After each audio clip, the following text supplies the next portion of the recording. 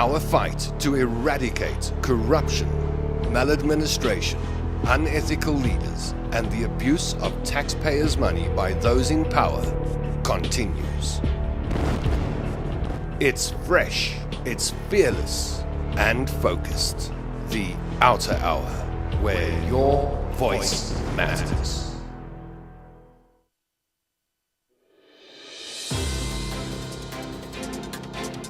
How's it, and welcome to the Outer Hour. I'm Tom London, with you for the next 60 minutes with special guests in studio and on our Zoom line tonight. First question is to you. How's your week been? Has it been a week? It's been a week since we were on the couch with Wayne Duvenage and Stefanie Fick, if you were watching last week. 7 days have passed. What's it been like? Are you adjusting to the fuel price increase? How are the food prices increases treating you? I want to know how you've been. I want to know where you are messaging us from tonight. I want to know what your thoughts on the topic we're going to discuss tonight are. I'd like your input. I'd like your statements. I'd like your comments and your questions below this video. I'd like you in the comment section this evening. Thank you for joining us wherever you join us from. Let's say hello to the team, shall we? Behind the scenes and representing the team tonight, Samantha van Lisbon, Head of Marketing at Comms, but also your Facebook moderator. So as you make comments in the Facebook comment section below this video, know that you are chatting to this face. Hello, Samantha. Hello, Tom. Hello, everybody. Looking forward to a great show with just ladies, just like I like. Well, why don't you introduce the topic? I mean, there's a reason it's just ladies tonight. That's exactly right. We are discussing gender equality and how well government is assisting in ensuring that it is a priority in the country. So it'll be a good one today. Alrighty, that's Samantha van Lisbon. When you see Outer commenting in the comment section below the video, know that that is Sam. Like and share this program if you have just joined us. That's how we get it out to more and more people. We'll be getting to your comments in just a moment, see who's on first. And there's Rachel Fisher on screen. Hold on a moment, I've got another person in the studio with me. Yeehaw, Rachel Fisher, thank you for joining us. Thank you, Tom. Good to be here. Thank you. It's nice to have a real-life human being in the studio. And then on the other side of the Zoom link, let's say hello to Ferial Adams, shall we? Hello, Ferial. Hi, good evening, everyone. Good to see you on our screen. And also, advocate, everybody's favorite advocate. I just decided, let's make it South Africa's favorite advocate, Stefanie Fick. You too kind, Tom. How's it, everybody? Looking forward to this all women and one gentleman show. Yeah, when I was told what the topic tonight is, I was a little bit concerned because I'm the thorn amongst the roses, so to speak, and totally unqualified when it comes to... You know, we're going to need a translation for all of these strange idioms and sayings you come up with on the show, Stefanie Fick.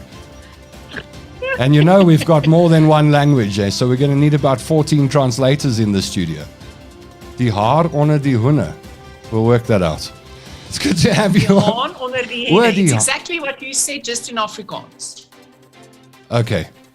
I might have forgotten just what I just said. So you'll explain later. How's that after the show?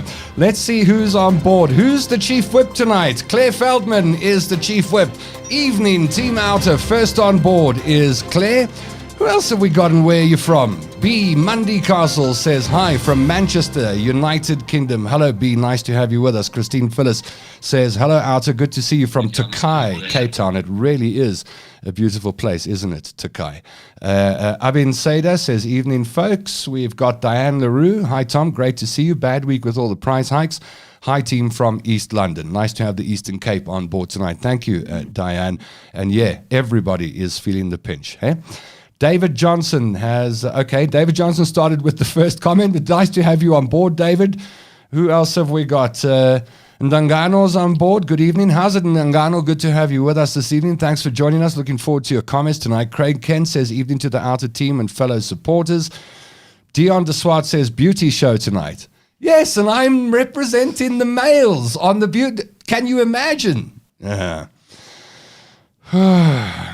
Tomei. Is it Tolia? Sorry, the writing's very small on the screen. Tolly. Is it Tolly Tomei? Yeah, Tolly Tomei, Els Park, Germiston. How's it? Good to have Germiston on board. We'll do one or two more quickly, and we'll pop them up on the screen as we get into the topic. Madeline Gutsch is on board. Anne Law Bramley says, hi there, Outer and team from Pretoria, all over the country. We've got people all, the rooster amongst the hens. There comes our translation. Thank you, Christine Finnis. Melissa Whitehall also from Pretoria, representing Pretoria tonight. Who are you representing, Rachel Fisher? I mean, you were a Pretoria girl, but you've moved.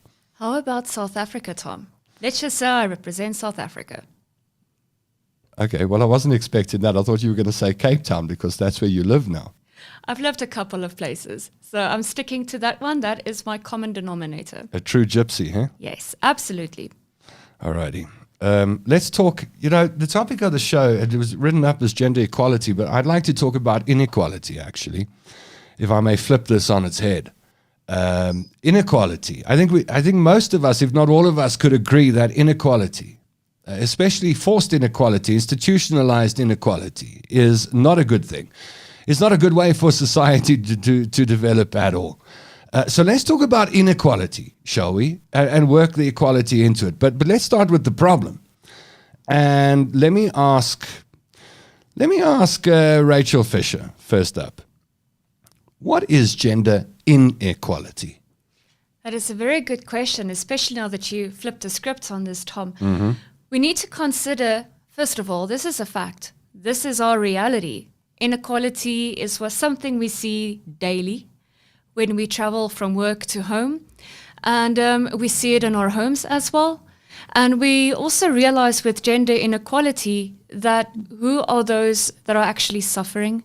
Who are those that have to deal with children? It tends to default on the women that cannot take jobs, that need to look after the children, make sure that education is taking place at home, or cannot take jobs because they have to look after their children. So those are the inequalities that are perpetuated throughout generations. Stefanie Fick, what is gender inequality according to the Good Advocate? Well, I think it's like any inequality. We're concentrating a bit on gender inequality, but it is, that the one gender is considered to be better or above the other gender, and that it actually does not matter which one you're referring to. It is about not being equal is inequality. So. Although we are talking about gender inequality, I think there's a lot of inequalities one can talk about still, even considering our history. Yeah, but I'm gonna pretend you're on the witness stand and I'm the advocate and push you for the answer. What is gender inequality? According to Stefanie Fick. One gender is considered better than the other one. So we see it especially with male and female, and that gender inequality is if you are, as a woman, for example, do not get paid the same amount that your male counterpart will be paid. That there are certain role descriptions that is attributed to you because you are a woman, not because you're a person, because you are a woman, and that you are considered, you are put in a box, and that box is not necessarily a good thing. I think gender inequality is the negative has a negative connotation. So it is about, let's say, men as a sex is considered, for example, better than a woman. Got it. And yeah. Ferial Adam, same question to you. What is gender inequality and how do you define it? I think it's been defined by both Rachel and Stefanie, and it's basically about an injustice and treating someone different just because they look or sound different. And in a country like South Africa, we're all too aware of discrimination, and that's when you have subtle discrimination or direct discrimination based on someone's gender, that is inequality. So It could be, like Stefanie mentioned, in a workplace or whatever, but even in a relationship where you get areas, and I think in many poorer areas where both partners would work, but the husband decides how the money is being spent. Those kind of things, because it's so deep within society that it's become a cultural norm as well. So inequality is not a simple thing. It's not just it's unequalness. No, it's a system of inequality. It pervades everything that we do. I'm looking forward to your comments and questions in the comment section down below the video. We'll be dipping into them in just a moment, so line them up. You may want to answer the same question. What is gender inequality as you define it? Pop it in the comment section. We'll put it on screen.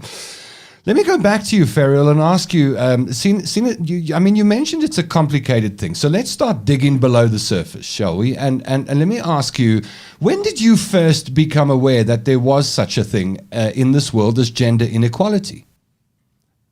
Tom, I started my activism when I was 11, and very early on understood that I was fighting against racism, against sexism, against classism. So I was very young when I kind of understood these concepts of genders per se. But if I look back at my upbringing as well, going to Islamic school after school, which was called madrasa, I had to deal with quite a bit of stereotyping in terms of women and men's roles. And I fought that. That's, and even when you're young, I think the thing with gender inequality right now is that it has to transcend just men and women, because people don't identify only as men and women anymore. And I think younger and younger people are deciding that, hey, I like being a boy, or I like being a girl, or I don't want to be gender chosen. And that is an interesting kind of movement that's happening. Whether that affects inequality or makes it worse, I don't know yet. I'm fascinated to hear what the answer is from Stefanie Fick and Rachel Fisher. So let's do that. As you load your comments and questions down below this video, we'll get to them in just a moment. Stefanie, when did you first become aware of the inequality that exists? I think I was in the private sector. I think I realized in the work that I do that there is, and we'll talk about that later, but there's subconscious bias against women in certain positions. And it is sad. I never wanted to be better than anybody else. I just want to be recognized as me, and that I can do the job to the best of my ability. And that, in terms of, and want to be remunerated for the fact that I can do a job well, not because the norm says that this is a job that needs to be done by a male counterpart, and that obviously they can earn more than a woman can. So for me, it's about realizing that you are being judged because of your gender, and not because of who I am and my ability. I must say, maybe a bit later, maybe naive. Sometimes I think I'm like a bull in a china shop that's, it's just, I just don't care. But it was like a splash of cold water in my face when I realized that I will just not accomplish the same thing purely because of people's subconscious bias towards women. And that I think that is totally unfair. That men think that if you not all men, sorry, I need to not generalize, because that's what I hate about stereotyping, is that because you're a woman, you're being stereotyped. I don't want to stereotype men. People think that if you stand up for your rights, if you're a woman, you want more rights than anybody else. No, I just want equal rights than anybody else does. And I want to be accepted for who I am, not because I'm a woman. And I think we've come a long way. There's in certain occupations, I think, still a problem. The first thing that comes to mind is the army and the navy. Now, not necessarily in South Africa, but if you look at the movies and all of that. Now, take the principal. so we're not talking Hollywood here, but take the principle, is that, certain occupations are so ingrained and that it's male dominated, that it's a question of, but women can't do the job. And it shouldn't be. It really should be. If we talk about corruption and we talk about government, it's about who is the best person that can fill the position. I don't want a position because I'm a woman. I want the position because I can do the job, and I want to be equally judged. If there's two people in front of you, that there's equality in how you consider my suitability. Well, I'm looking forward to the comments and reactions and questions in the comment section in just a moment. We'll get to your comments and questions. Load them up below the video. I see Motlope Kwekwe has already got a crack, and it relates to what we've been talking about, the workplace, which has come up in the answers to my questions. But we're not letting Rachel Fisher off the hook. When did you realize that there was something very real in the world called gender inequality? I wonder how honest you want me to be, Tom. 100% honest. So if I think back at school, for example, let's go back very early, almost those expectations to be a good girl. You have to be quiet, you nod, you do your homework, you can't go and cross boundaries. So there are the expectations. Be a good girl. And if you are I'm going to stop you for a second, and I tell you why. Because we've been talking about gender inequality and the workplace, money, and career opportunities or career experiences coming up. But you're going back to personal experience before the workplace. Yes. Is that where it starts? Absolutely. That's what I think. Because you are trained from early on to think in a certain way. When you act that way, you get rewarded. So essentially, you're being Pavlovad, if I could use that term. So you do well, people say, oh, she's a bright girl. Or in Afrikaans, kyk hoe oulik, so cute. And there are remarks as to your behavior as being a good girl.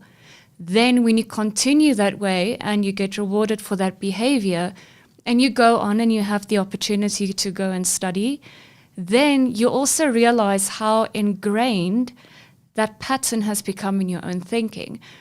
So I realized for myself, starting very early, how much I had to challenge myself, because it was very, very easy to fall into that pattern of wanting to go study. You find your husband, you get married, you settle down, and you follow the pattern. How much must you challenge yourself to break out of that pattern? And then when do you do and you achieve that? What I've found is that pattern also then gets connected to identity. So a lot of the workplace then, our identities as male or whatever your gender might be, is then connected to that. And if you no longer fit in that, what is my identity then as a female, mid-30s, probably should have had children by now? Who do I become? Still got time. Well, yes. But, it's challenging myself because I want to default to the pattern that I've been trained as a child. Sure. Your experience of gender inequality in institutions in the workplace. Let us go back to school. You're right. So be a good girl, be silent, do well. That's the expectation. Have you ever realized, Tom, how easy it is when you get to work? You've done your effort, you've brushed your teeth, you've brushed your hair, you've put on your dress. You won't go to a colleague, a male colleague in the office and be like, oh, you're looking beautiful today. Look at that jacket that you are wearing. Yeah. Your makeup is extraordinary if you're wearing makeup. That doesn't happen. That is not the norm. But I can almost assure you the majority of occasions I go and attend a function or I go to the office, there are comments as to how I am dressed and the quality of what it appears to be in terms of a standard of beauty or, once again, a quality. And then you start to wonder, why is it normal to comment on how a woman looks and behaves? And not the other way around. Doesn't happen. Exactly. But not the quality of the work that she's doing, but what she appears to be. Focus is on all the wrong places. Yes. I'd be keen to hear if Stefanie Fick or Ferial Adam want to add to this. Whoever jumps first. I can see Stefanie wanting to say something. Oh, yeah, I was just looking for my unmute button. You know what? Like I said, I think sometimes I'm a bit off. I don't know. But I never, the whole thing about women and dress codes and all of that has always been double standards. But, whether it's a good thing or a bad thing, I don't know. Do I want my daughter to go out at night? Well, no one goes out at night, but, go out at night in a short dress because it gives a certain, in that instance, whether it was my my daughter or my son, I think I would have had the same sort of criteria. So yes, I think we all, the whole dress thing, but the day that someone, I think you could see on my face that, that is just not the way to handle me, is, Poppy. Oh, Poppy. And I thought to myself, dude, do I look like a poppy to you? So what they use that for is to sort of, flick like... It's becoming a diminutive. Is that what you're saying? It's like words like... I remember watching a lady who dealt with transformation many years ago. Jane Elliott is her name, dealt with race relations in companies and institutions in America. In fact, the video was given to me by my sister, Kathy. She said, you need to watch this. And one of the points that stood out for me was when she was dealing with someone who was in office. She was obviously one of the popular people in the office, and people would call her baby. Hey, and it was the first time that I became aware that we use words as diminutives. We take someone whole and we reduce them to an infant or almost. Is that? Yes. I don't know. I'm not an expert on this, but am I on track with that kind of thinking? I do not mind if a man really compliments you. In other words, he does it in order to uplift you. In other words, he does it because he really thinks that you are dressed nicely. But don't try and put me on my place by using, not even my husband calls me Poppy. So why would you? And in the conversation, it is just, out of place. And that is the type of thing. I must say, in all this conversation, and although we're concentrating on sort of women's rights, and it's Women's Month and equality and gender equality and all of that, don't get me wrong. I think that there's, males out there, or whoever you want to identify with, that goes through the same thing. So sometimes it's also, you make a bigger thing about something, but it is something that people from both genders, or all the genders, struggle with. What I can just say is, talking about this, and Ferial mentioned her activism days. Imagine being a woman and, also part of a certain demographic. To what extent were you minimized? And how did you feel about your rights in a country that really did not acknowledge a certain part of the demographics, the majority? So in that instance, I think I am complaining about something that is not as big as women from our past can complain about. So we did come a long way. But I have to, at this point, give kudos to women that has gone through so much more than I could ever dream of going through. So I do not want to minimize some people's experience by sharing mine, because I don't think that it is sometimes as bad. It does not minimize anyone's experience, but I just think that we went through, a period where, it was not just about gender. It was about race and a lot of things. And we see this in religions and still. So what it is about, if we talk about, inequality, I think sometimes we also need to acknowledge that it goes wider than just gender, and that it is about, justice for all, and that we are all just people, and that we need to work on that relations. As you talk, I can't help. And I know this is a cerebral topic, but it's hitting me in the heart, I got to tell you, because as I'm listening to the three of you talk, I can't help but thinking of my late mom, who had children by 22, first child, me at 22, 4 kids by 30. It was almost expected of her to be a housewife, as we used to call women, those that housewife. She spent most of her adult life raising children, and I'm glad she was there for me as a full-time mom. However, my mom was a bright lady. It was in her 50s that she finally got to go and create a business, that she finally got to go into the world we call the workplace. Can you imagine waiting until you're 50? We talk about subjugation of women as if it's something that people run around doing, but I think of my mom and how the system and how she was expected to behave. Even if she was a feisty, independent person, which she was, she went down that road, and it was many years later before she found an economic voice for herself. Let's talk about economics. Let's talk about money. Motlope Kwekwe is the first question we're going to put on screen or comment. Motlope says, "Evening team, I hope you address the issue of equal pay for equal work. There are too many disparities as companies declare people as unskilled labor, for example, because they want to justify not paying them what is due to them." I think there's a two-part question in this. One is when we talk about pay discrepancies, we can talk about higher socioeconomic brackets, but let's go down to the lower socioeconomic brackets and ask Ferial Adam for her comment. Ferial, what have you observed?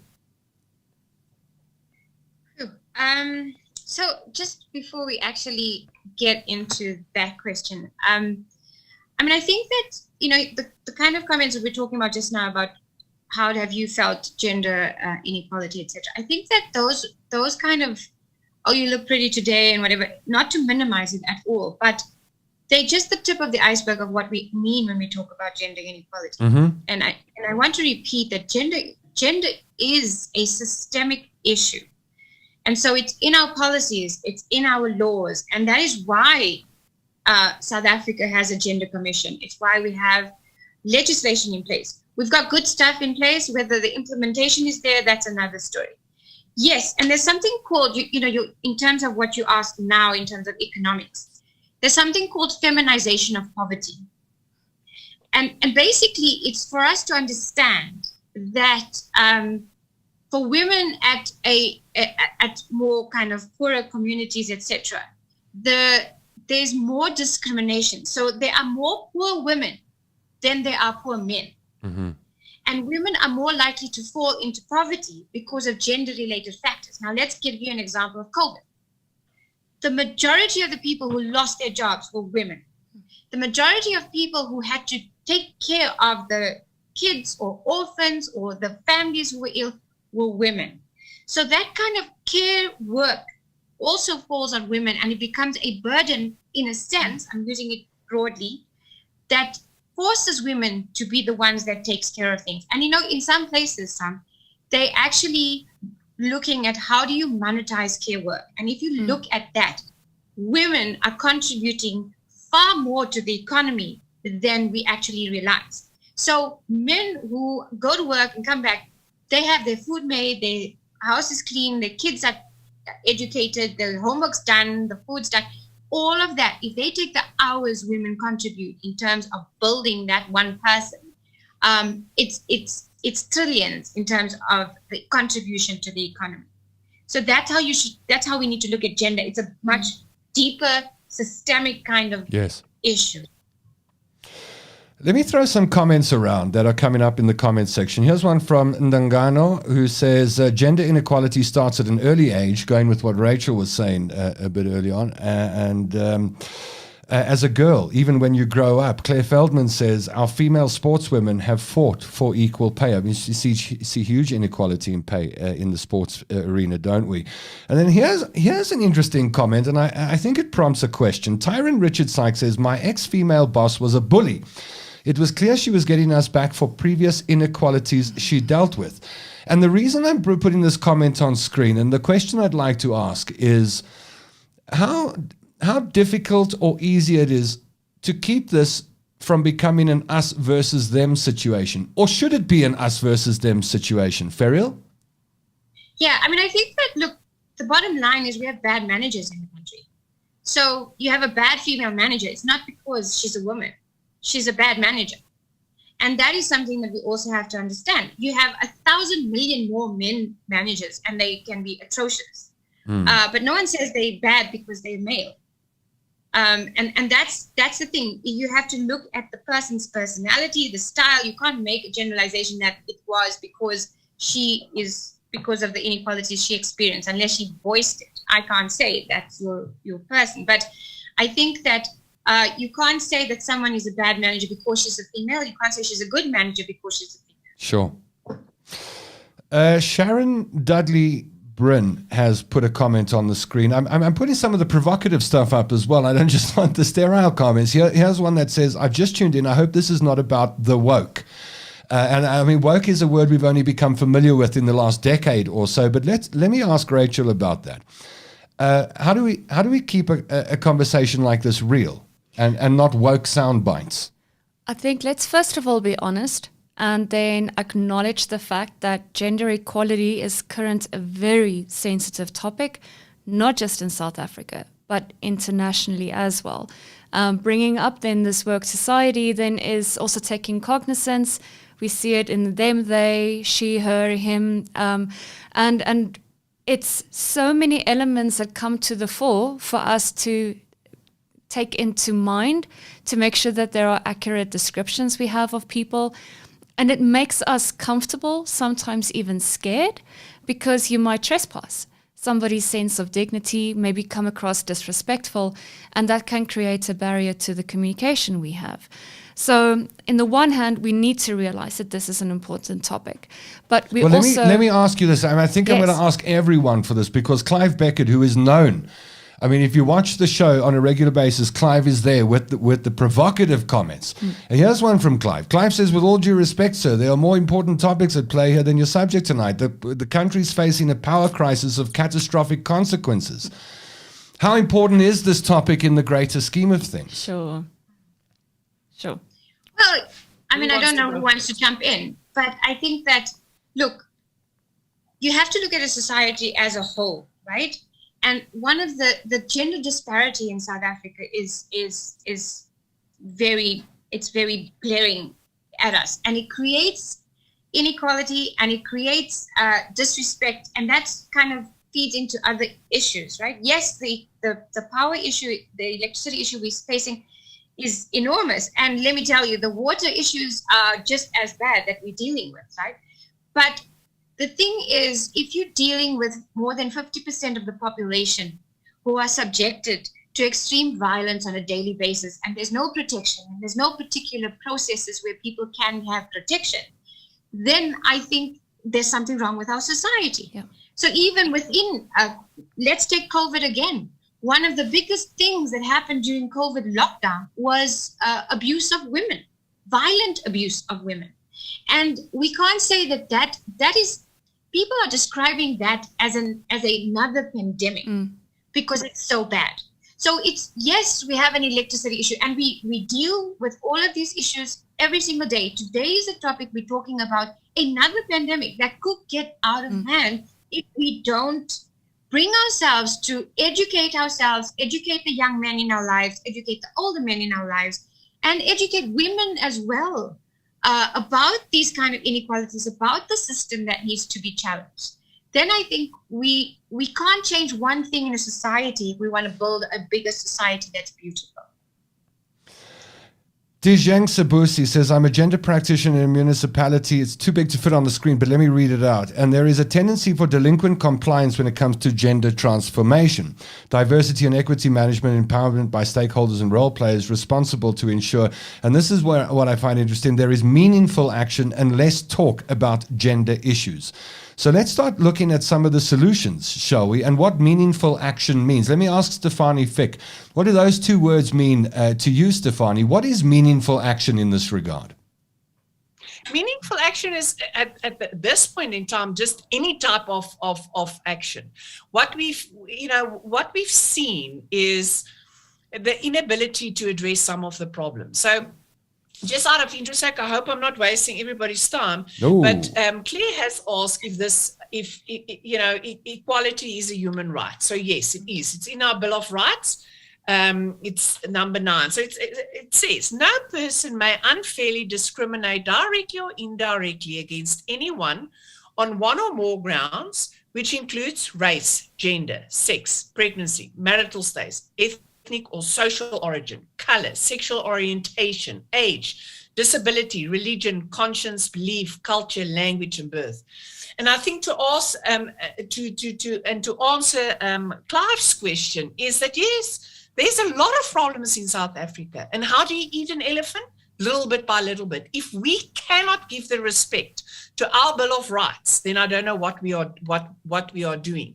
So what is so important about equality, and what is so important about specifically gender equality and Women's Month that we are facing, is the problem that women are facing. It's not to say that that is the only problem in South Africa, but it is one of the more serious problems that we are facing.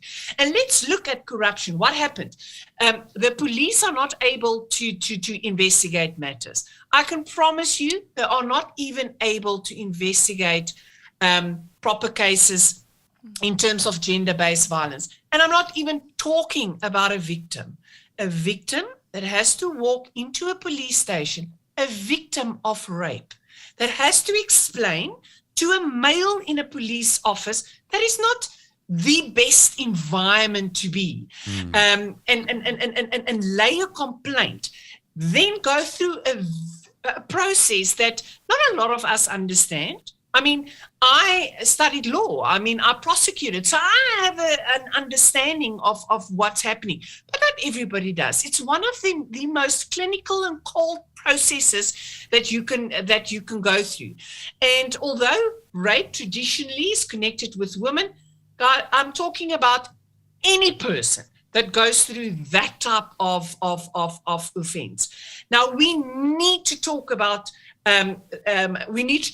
this because we need better policing. We need better policemen, not only to address gender equality, but all crimes. I mean, corruption also suffered because there's not enough policemen. But I think we have to be sensitive enough that certain topics require more sensitivity. And it is about, we need resources allocated to the problems. Yes, there's many problems, but we need to stop the holes of corruption where all the resources are leaking, so that we can start putting resources towards things that matter. And if we don't talk about it, there won't be any action.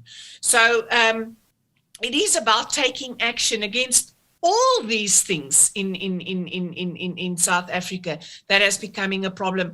And when you talk about gender-based violence, unfortunately, because women are in the position and normally the ones looking after children, that's the next thing. That's a problem, is the violence against children, and the fact that, you know, the various social problems that we have, kids growing up without parents and kids not having a proper education. So it is, I think, for me, it is about, if we need to respect each and every right in the Constitution. Tonight we're discussing one of them in anticipation of Women's Month.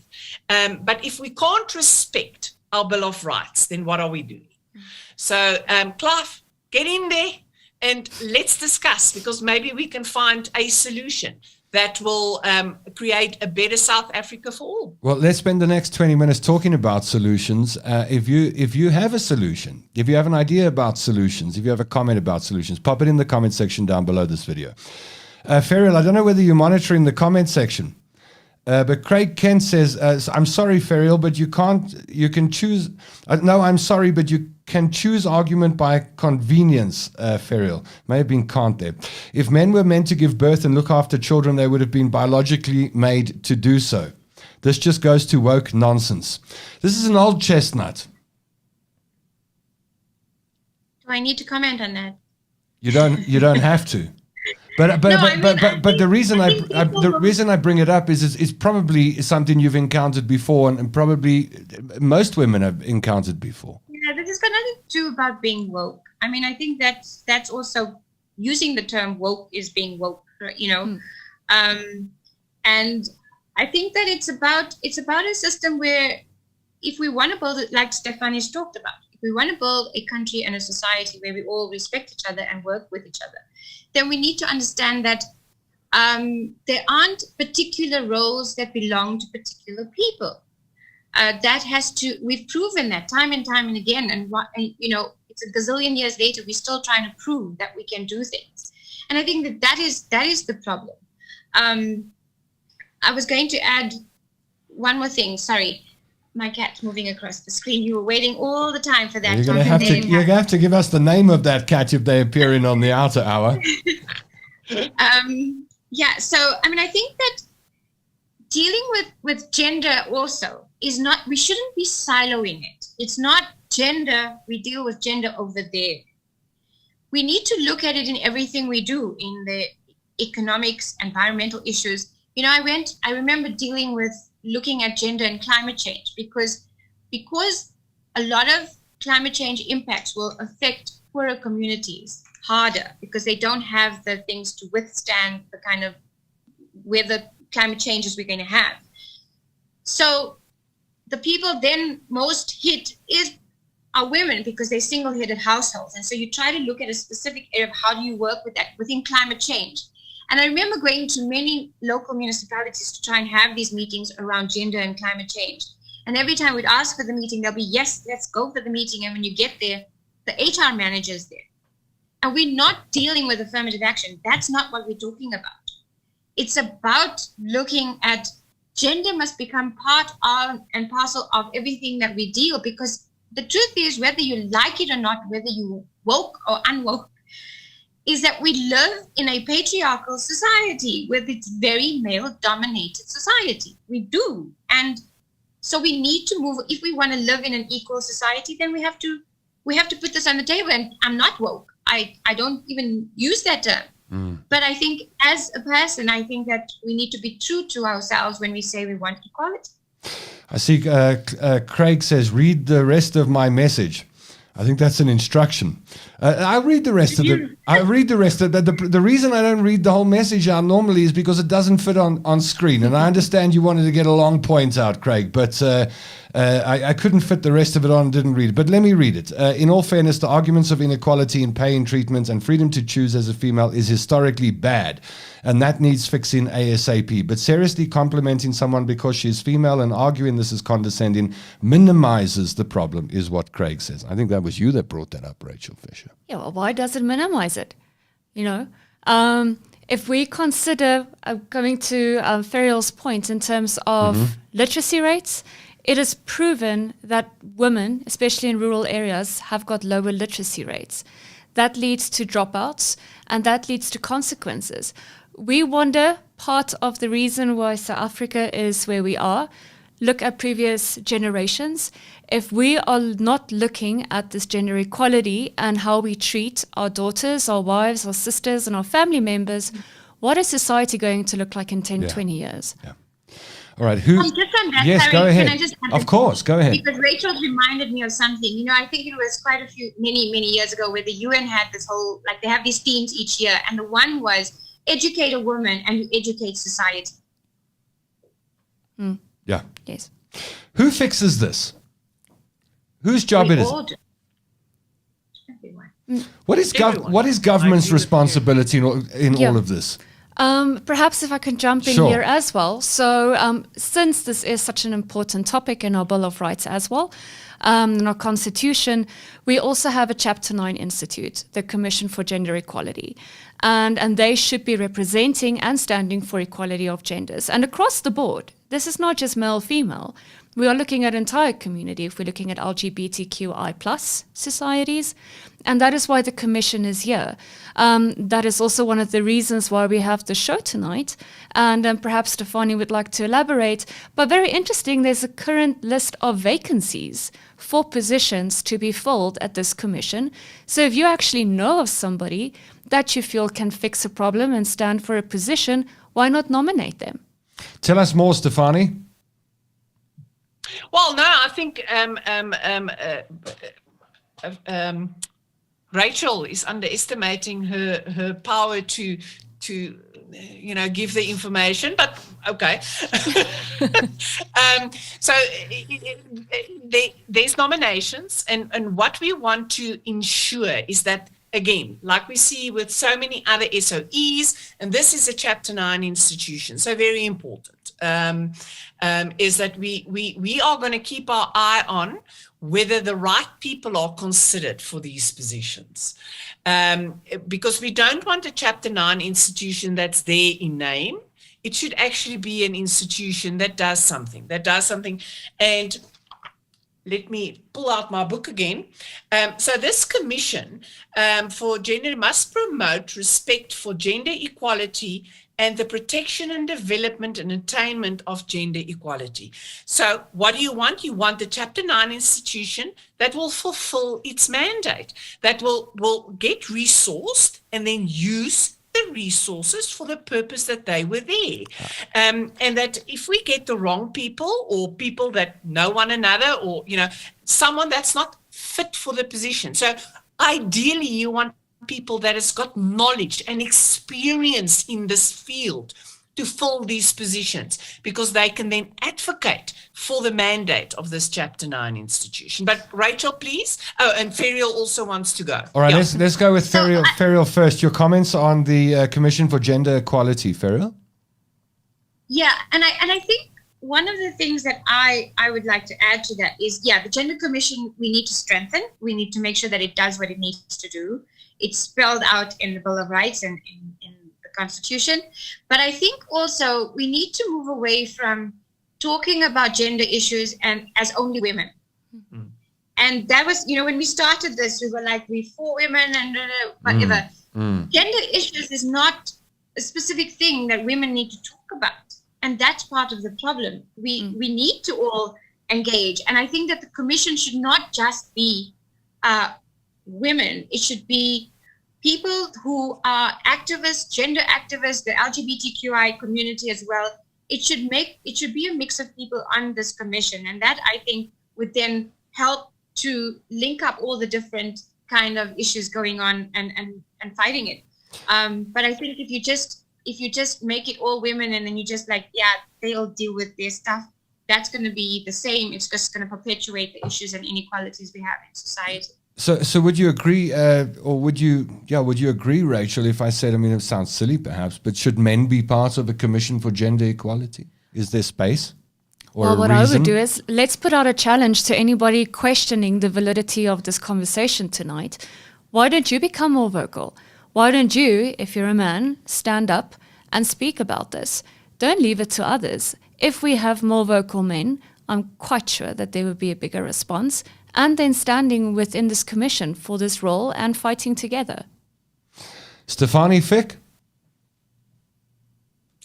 You know what? I was just thinking, it's funny how certain topics just always get people irate and, But, let me say this. Firstly, I'm proud to be a woman. I don't know how to be a man. I'm proud to be a woman. But you know what? I'm also proud to be an Altarian.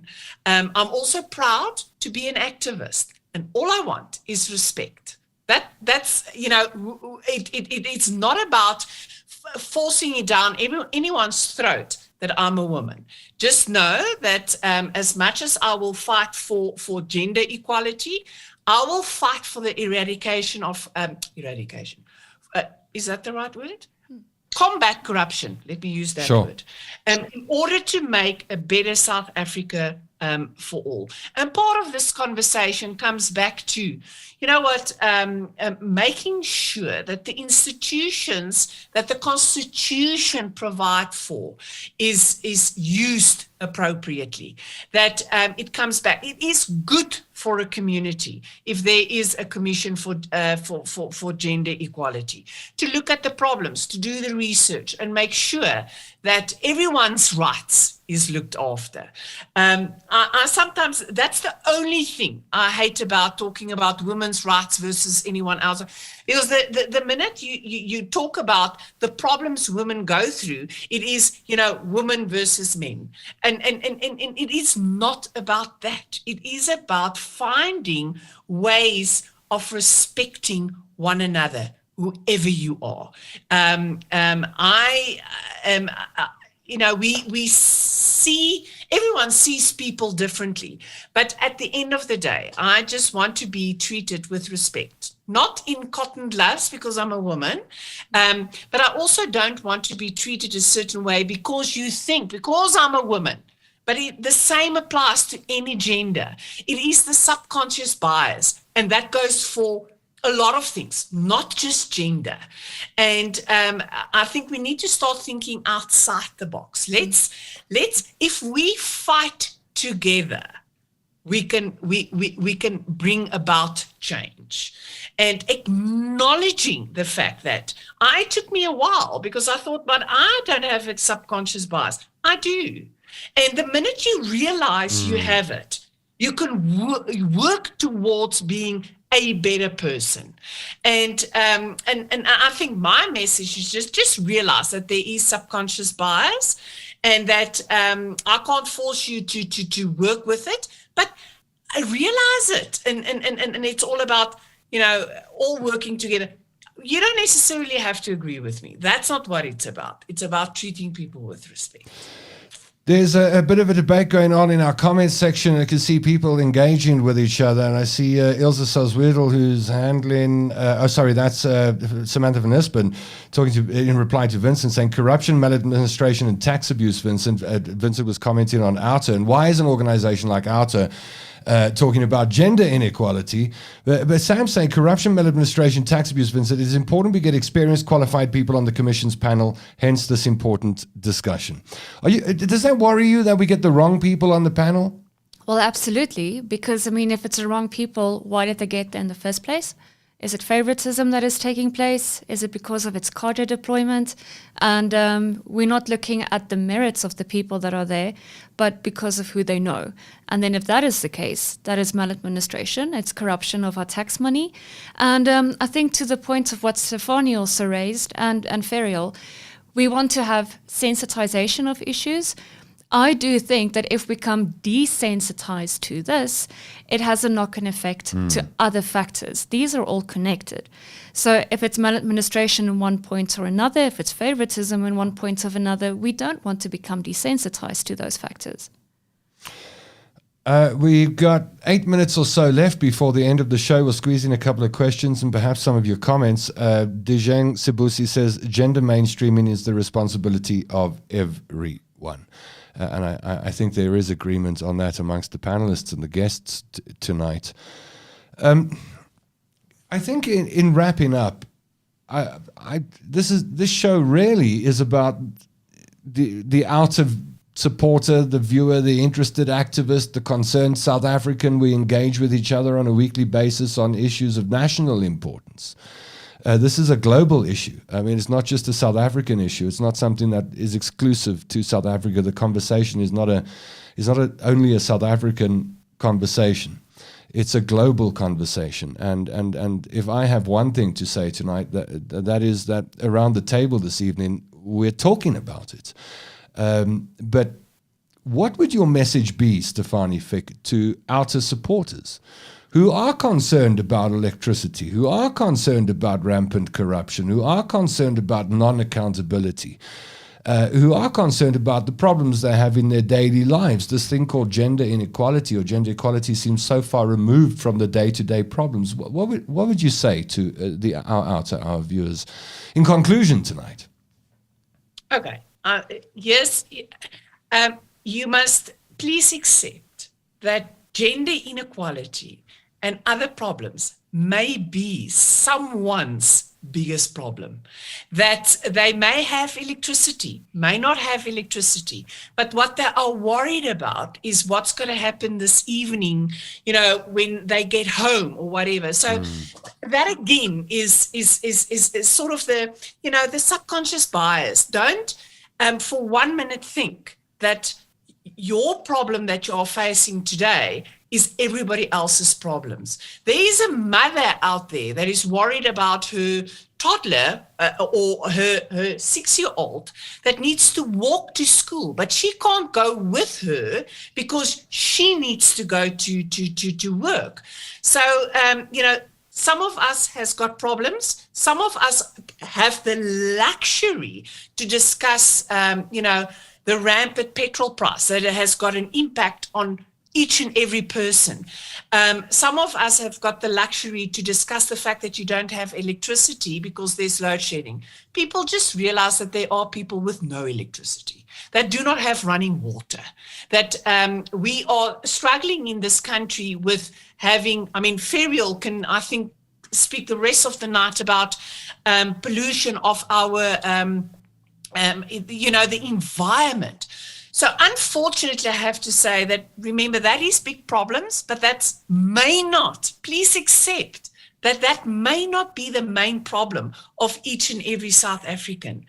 But that being said, you know what? As Altarians, and I want to say thank you for our supporters. Thank you for this platform where we do want to listen to your opinion. We share with you what we do on a daily basis, and please accept that we, the team is so energetic, and challenging maladministration and corruption is what makes us get up in the morning. So if I can make sure, with the support of Altarians, that the right people are appointed to a Chapter 9 institution, then that is what we are passionate about. And that any problem, we cannot tackle each and every problem in South Africa, but you can bet your bottom dollar that we will try to start tackling all this, the corruption and maladministration that is causing a lot of problems in South Africa. So you know what? This was a different conversation tonight, but still it speaks to a bigger picture. And everyone, that's the beauty. Whether, this is a democratic country. You can either say you have the right to be wrong or you have the right to be right. So, you know what? Peace and love. Always brings a smile to my face, that's for sure. Advocate Stefanie Fick. Thank you, Stefanie, for everything, really. Thank you. Dr. Ferial Adam, your closing comments to outer supporters and viewers tonight. Yeah, I think thank you for the questions and for challenging us. And I think it's a both ways, sharing information and learning. I think for me, gender inequality, injustice, we have to look at civil justice, political, economic, social injustice. All of them are integrably linked. And even in, when you look at the UN, they have an SDG, which is a sustainable development goal, that they focus purely on gender. But they recognize that the success of achieving the rest of the SDGs on poverty, on education, etc., requires a gendered approach to their implementation. And so I think we cannot look at gender as an isolated thing, whether we think it's woke, whether we think this is annoying. But I think that we need to look at our society and understand, what Stefanie is saying is that there is a difference, there is an inequality, and it's about recognizing that to make a better world that we live in. And I think each day, each step is one step closer, I'd like to believe. We remain optimistic. Thank you, Ferial. Good to see you on the screen this evening. And we'll end off with Rachel Fisher in studio with me. What would you say to our viewers, outer supporters? we know that there's a focus as far as out is concerned on this Commission of Gender Equality, and to make sure that the people who get put in those responsible positions don't mess up. But what would you say to our outer viewers tonight? Because, there's that old saying, charity begins at home, and I guess everything begins at home. It begins with me. What would your message be? Very simply, Tom. Very simply. You know what? I care. And as outer, we care. And let us just all care together about our country. And I think it's through caring that we go into action. It's been a fascinating conversation tonight. Thank you, Rachel Fisher. Good to have you in the studio. And Ferial Adam on camera, on screen. Thank you, Ferial. And goodbye to you, Stefanie Fick. You can't leave us without pulling a big heart. People love the heart at the end. You got to do that. Where you got to make a noise so you come out, you appear on screen. Yeah, okay. I'm making noise. Here's the heart for everybody. There we go. Everybody loves Stefanie's heart. I love it too. What a lovely way to end the show. I've been spending the last 5 or 6 days restoring an old Volkswagen Beetle that I own. I was telling Rachel before the show started that, we had this fascinating conversation about this old VW Bug. And I was, full disclosure, I started my working life in a factory in overalls. I wanted to be a radio broadcaster, but that wasn't where I started. I started in Springs. There was a millie field on the one end of my road and ambition on the other. And my first jobs were menial tasks. I was a laborer, I was a factory worker, I was a workshop worker. And it's been, 30 years or so since I've done that kind of work. In the last 5 days, I've been unbolting VW Beetle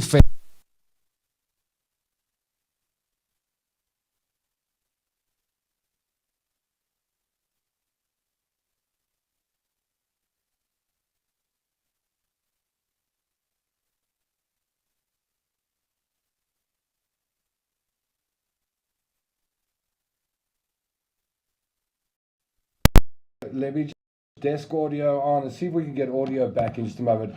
We don't want to end the show like that. This is what we look like.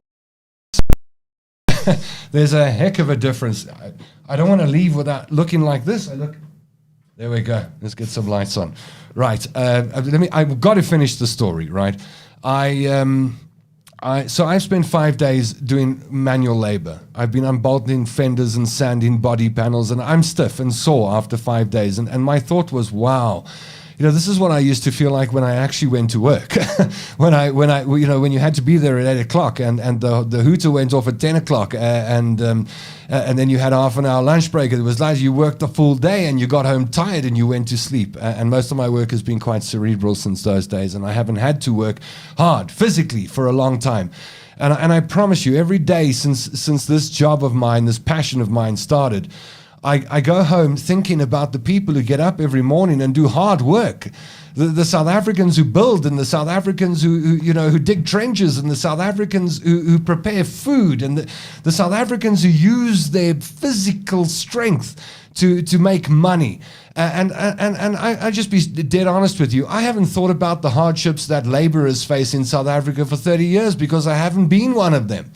It hasn't been my reality. I haven't had to worry about what a mechanic's assistant gets paid in South Africa. I haven't had to deal with that. It's not part of my existence. But boy, when you get under a car and you start doing that work yourself, it gives you some appreciation for the work that essential workers do in this country and people who actually work physically hard do every single day.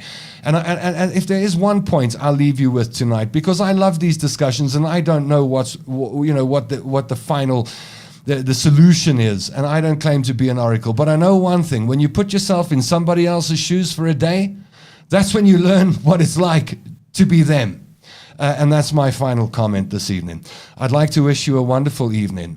We put these shows together with lots of enthusiasm and love. And yes, I represent a show and an organization on air that primarily stands for undoing tax abuse and maladministration. And there was that in the show tonight, by the way. There's this Commission for Gender Equality coming up, and it's important for women and for all of us in this country that it works, mostly for our kids. This generation we're bringing into what kind of society? But what a fascinating conversation. I love the openness. I love the honesty.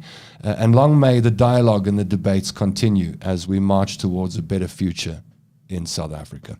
I wish you warmth. I wish you lots of money. I hope you win the lotto. I didn't last Saturday. There's something wrong with the machine, I guess. And I hope, as I end the show every week, is that I hope you treat people well this week. And I hope you're treated well by the people around you. And on that point, I say good night. I'm Tom London, and I miss you already. Our fight to eradicate corruption, maladministration, unethical leaders, and the abuse of taxpayers' money by those in power continues. It's fresh, it's fearless, and focused. The Outer Hour, where your voice matters.